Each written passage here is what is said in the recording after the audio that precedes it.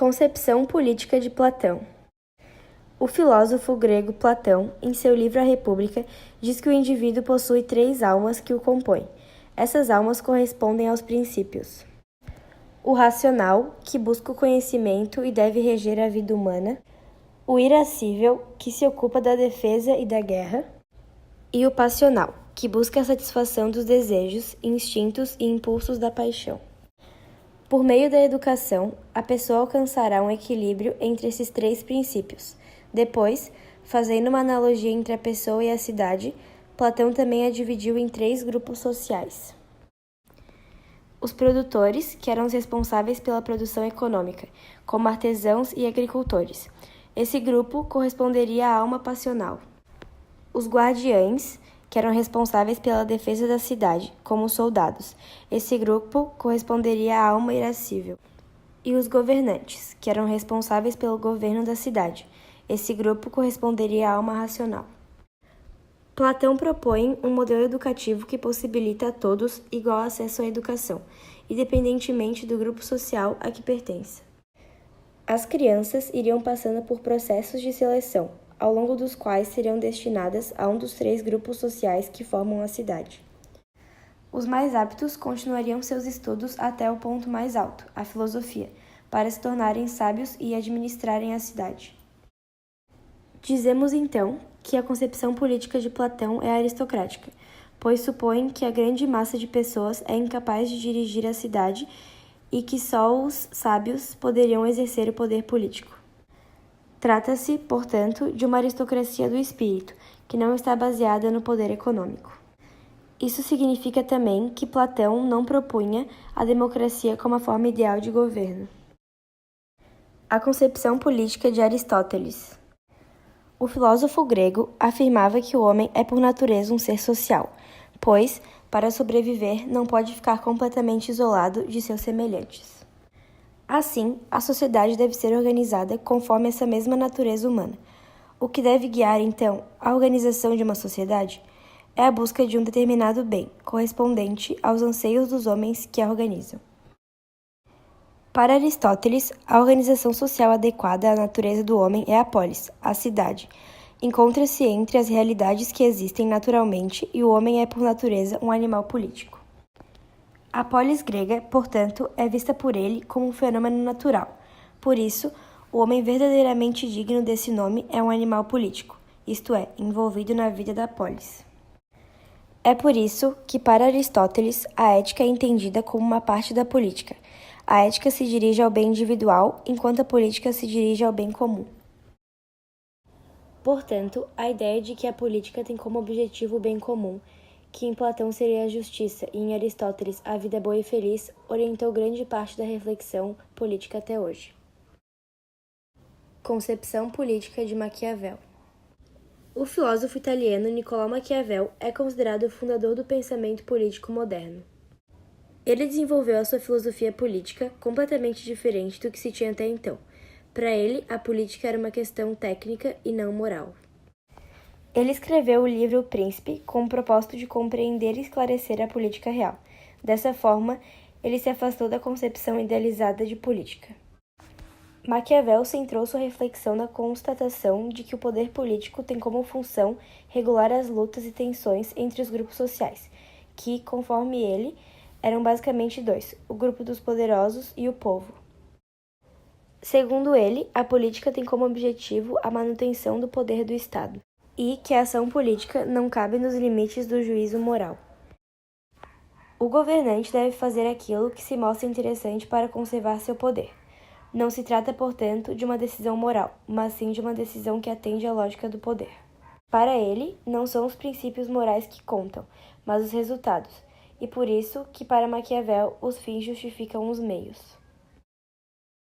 Ciro Gomes e suas propostas. Educação e saúde. Ciro Gomes pretende eliminar o subfinanciamento da educação e da saúde causado pela emenda do teto de gastos. Implantar creches de tempo integral em parceria com as prefeituras. Criar escolas profissionalizantes de tempo integral com o ensino médio integrado ao ensino técnico. Elevar a média de anos de estudo da população, criando um programa de redução da evasão no ensino médio, premiando as escolas em que a evasão for reduzida e o desempenho dos alunos melhorado. Nas universidades públicas, ampliar a oferta de vagas, prosseguir com as políticas de cotas, estreitar laços com políticas e ações do campo da ciência, tecnologia e inovação. Reduzir a espera para atendimentos ambulatoriais, consultas especializadas, realização de exames e cirurgias eletivas. Investir em campanhas de prevenção e de vacinação e na formação de médicos generalistas. Ampliar o programa Mais Médicos, mas sem empregar profissionais estrangeiros no programa. Criar um novo projeto industrial de produção de medicamentos no Brasil. Ampliar o acesso a serviços de abastecimento de água, coleta e tratamento de esgoto e resíduos sólidos. Segurança. Ele pretende direcionar as polícias federais para o combate às organizações criminosas violentas. Criar uma política de fronteiras. Criar uma política de prevenção aos crimes contra a população negra. Políticas sociais e direitos. Pretende manter e, na medida das necessidades, ampliar os atuais programas sociais, como Bolsa Família, ProUni, cotas nas universidades e farmácia popular. Reforçar o Minha Casa Minha Vida. Outra proposta é garantir a renda mínima a partir de determinada idade para os menos favorecidos. Com relação às mulheres, ele pretende aumentar o número de vagas disponíveis em creches, estimular a criação de delegacias especializadas, fazer cumprir regras que determinam a igualdade salarial entre homens e mulheres quando na mesma função e carga horária. Dar efetividade ao Plano Nacional de Promoção da Cidadania e Direitos Humanos LGBT e criar meios de coibir os crimes homofóbicos. Incluir no Plano Nacional de Educação o combate a toda forma de preconceito, seja ele por raça, etnia, sexo, orientação sexual ou identidade de gênero. Economia e empregos. Tem como objetivo criar o programa Nome Limpo, para ajudar a limpar o nome de milhões de pessoas que assumiram dívidas até julho de 2018. Isso seria feito através da renegociação, descontando multas e correções. Gerar 2 milhões de empregos no primeiro ano de governo. Para isso, implementar um plano emergencial de geração de emprego, que inclui a retomada de obras que estão paradas e o investimento em obras de saneamento básico e na construção de moradias populares. Reindustrializar o Brasil para o país voltar a crescer e gerar mais empregos. Pretende reduzir impostos que recaem sobre pobres e classe média e aumentar impostos para mais ricos. Propor uma reforma da Previdência com um sistema público de capitalização, em que os trabalhadores fazem uma espécie de poupança para pagar a própria aposentadoria e com a adoção de regras de transição. Promover uma reforma trabalhista, mas diferente da reforma implementada pelo governo Michel Temer. Política e corrupção. Ciro Gomes pretende fortalecer mecanismos de transparência, bem como os órgãos que fiscalizam o setor público, como a Controladoria Geral da União e o Tribunal de Contas da União. Pretende também fazer com que a equipe de governo assine um manual de decência e de responsabilidade com o dinheiro público que estabeleça que será necessário se afastar voluntariamente da posição em caso de qualquer acusação ou denúncia específica fundamentada. Política externa e meio ambiente.